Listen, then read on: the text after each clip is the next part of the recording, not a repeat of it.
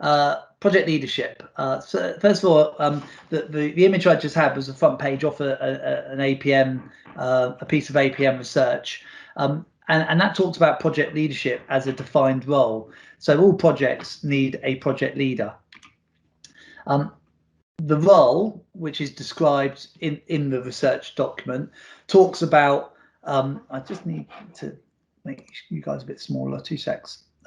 Yeah, but the role talks about the project leader and providing strategic direction and strategic intent, whereas they talk about the project manager planning, measuring and controlling. So very much kind of tactical delivery, where the project leadership role is an elevated place which is looking at emerging issues and what is required to align everything together into delivery.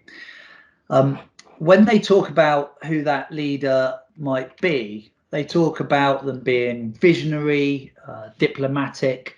They talk about being politically savvy, being able to lead by establishing transparency, being decision makers. It's quite a big must-have list, and I personally can't remember having too many project leaders in posts that meet all of that criteria. So actually, as a project manager, what you find yourself doing is providing your project leader with that type of ability or information to make decisions or to be able to guide the future vision. So the project manager becomes the aid of the project leader. When they talk about the survival skills that are required for that role, again, there's nothing tactical in there. It's all leadership, good leadership stuff.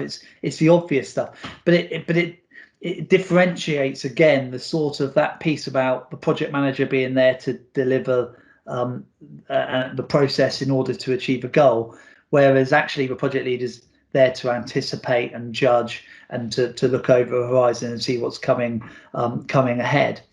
So when you look at those, when you look at the leadership elements, it's quite often dovetails in with being a project manager or being involved in a project.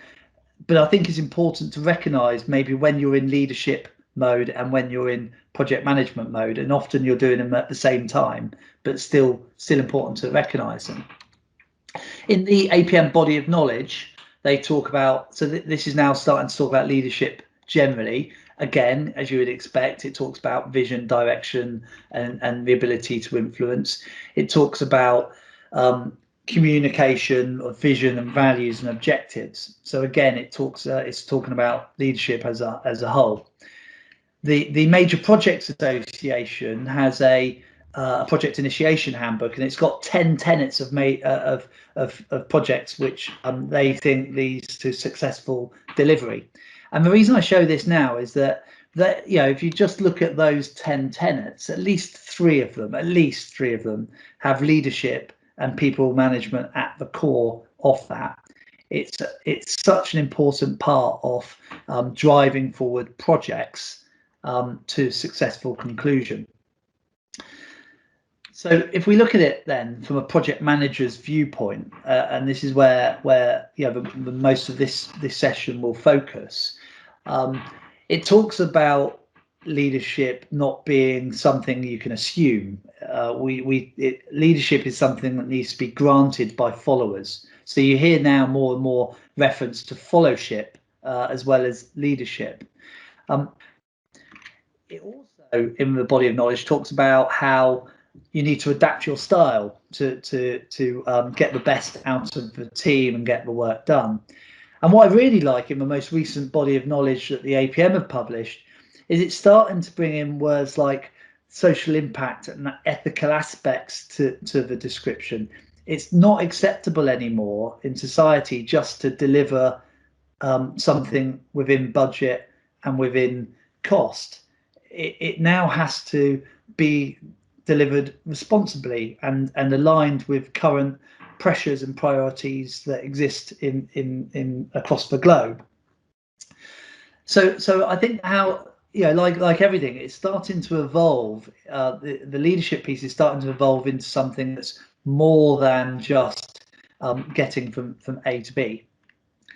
So when you look up the differences, and there was a podcast which I have taken this from, they start listing out some of the differences, and they talk about the project manager directing the work and the project leader leading the people. So the manager schedules and the leader guides towards vision. The manager reports and the leader plans, and so on and so forth.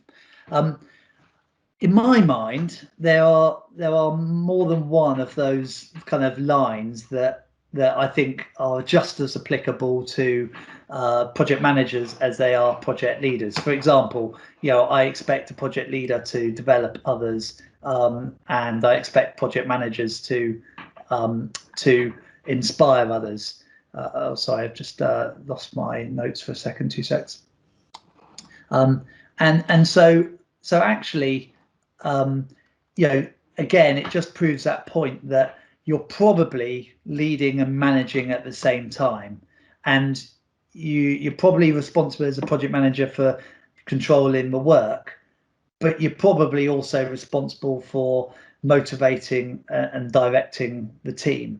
So knowing where you are at any given point will be really helpful to make sure you're getting the best out of what you're trying to achieve. When you look at those top skills for project managers, again, we're talking about the leadership elements of it. We're talking about communication, team leadership, conflict resolution. I talked about that when I looked at the school project earlier on, motivating the team, crafting solutions. I talked about Boulder Village Primary School, and the great sense of satisfaction, the real value that we created there was crafting the solution, not the driving a risk register or pulling together the schedule, although they were key to being able to deliver it. And just hold those in your mind when we're talking later about the skills required or anticipated to be required in the future in the general workplace.